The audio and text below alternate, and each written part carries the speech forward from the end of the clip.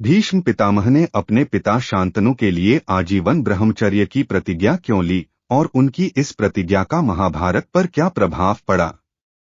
भीष्म पितामह का जन्म शांतनु और गंगा के मिलन से हुआ था। शांतनु और गंगा दोनों ही पिछले जन्म में स्वर्गलोक में थे और एक दूसरे को जानते थे और इंद्र की आज्ञा की वजह से ही उन्हें पृथ्वी पर जन्म लेना पड़ा था। फिर पृथ्वी पर गंगा के घाट पर मिलने पर उन्होंने शादी का फैसला किया। फिर गंगा गर्भवती हुई और भीष्म पितामह को जन्म दिया। सत्यवती के कारण ही भीष्म को आजीवन ब्रह्मचर्य रहने की कसम खानी पड़ी थी। कसम खाने के बाद उन्होंने हस्तिनापुर की गद्दी पर कुरुवंश का शासन बरकरार रखने के लिए कई तरह के अपराध किए थे। वनसत यवती के कहने पर ही भीष्म ने काशी नरेश की 3 पुत्रियों अंबा, अंबालिका और अंबिका का अपहरण किया था। भीष्म पितामह की मृत्यु के बाद पांडवों ने उन्हें गर्व से युक्त पितामह के रूप में यदि किया और उनके त्याग, तपस्या और निष्ठा की प्रशंसा की। भीष्म पितामह गंगा नदी के पुत्र के रूप में अपनी विशेषता के कारण महत्वपूर्ण है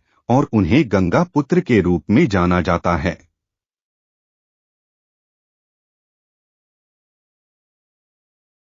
भीष्म पितामह ने अविवाहित रहने की प्रतिज्ञा की थी, इसलिए उनको कोई संतान नहीं थी। भीष्म 3388 ईसा पूर्व की मृत्यु 256 वर्ष की आयु में युद्ध में हुई थी। वे मगध के राजा सत्यधृति रसचडीसी के वांग ईसा पूर्व के समकालीन थे, जो जरासंध 322-380 ईसा पूर्व के परदादा थे। जब भीष्म युवा थे, विवाह करने और राजा बनने के लिए तैयार थे, तो उनके पिता शांतनु एक मछुआ सत्यवती से विवाह करना चाहते थे। अर्जुन महाभारत काल के सबसे बड़े धनुर्धर थे। अर्जुन ने पितामह भीष्म, गुरु द्रोण, कृपाचार्य, अश्वत्थामा, कर्ण, दुर्योधन, दुशासन, शकुनी, संग्रामजित को अकेले ही पराजित कर दिया था। भीष्म पितामह को भोगना पड़ा कष्ट, जिन्हें अर्ष वशिष्ठ ने श्राप दिया था कि पृथ्वी पर जन्म लेने के बाद उन्हें अनेक कष्ट सहने होंगे। ऐसे में गंगा जी ने उन्हें कष्टों से बचाने और मुक्ति दिलाने के लिए नदी में बहा दिया। ऐसे में राजा शांतनु द्वारा बचाए गए 8वें पुत्र भीष्म पितामह थे। श्राप के कारण उन्हें जीवन भर कष्ट भोगना पड़ा। भीष्म ने ऐसे बाण चलाए कि अर्जुन और कृष्ण दोनों घायल हो गए।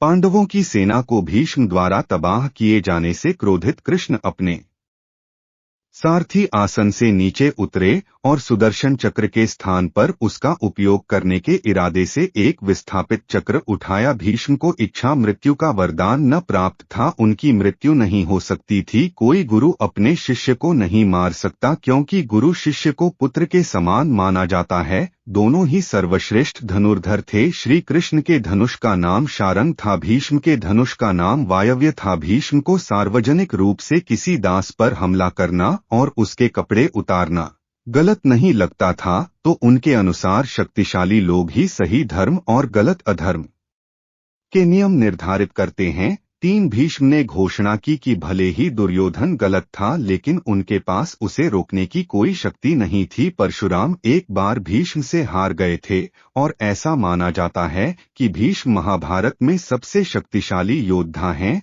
श्री कृष्ण ने कहा, पितामह, आप अपने पिछले 11 केव जन्म जब एक राजकुमार थे, तब आप एक दिन शिकार पर निकले थे। उस वक्त एक करकटा एक वृक्ष से नीचे गिरकर आपके घोड़े के अग्रभाग पर बैठा था। भीष्म ने आपने अपने बाण से उठाकर उसे पीठ के पीछे फेंक दिया। उस समय वह बेरिया के पेड़ पर जाकर गिरा और बेरिया के कांटे उसकी पीठ में ढह गए। भीष्म पितामह इतने शक्तिशाली क्यों थे? वे उन्हें नहीं मार सकते थे, क्योंकि उन्होंने अपने शरीर के हर बीज को एक जीवनी शक्ति में रूपांतरित कर दिया था, जिसके कारण वह अपनी इच्छा से मृत्यु को प्राप्त कर सकते थे। इसीलिए कहा गया था कि भीष्म के पास अपनी मृत्यु का समय चुनने की शक्ति थी। अगर यह वीडियो आपको पसंद आई हो तो लाइक, कमेंट और सब्सक्राइब जरूर करें। मिलते हैं अगले इसी तरह की रहस्यमय वीडियोस में। मैं आपका दोस्त दिलीप सुथार।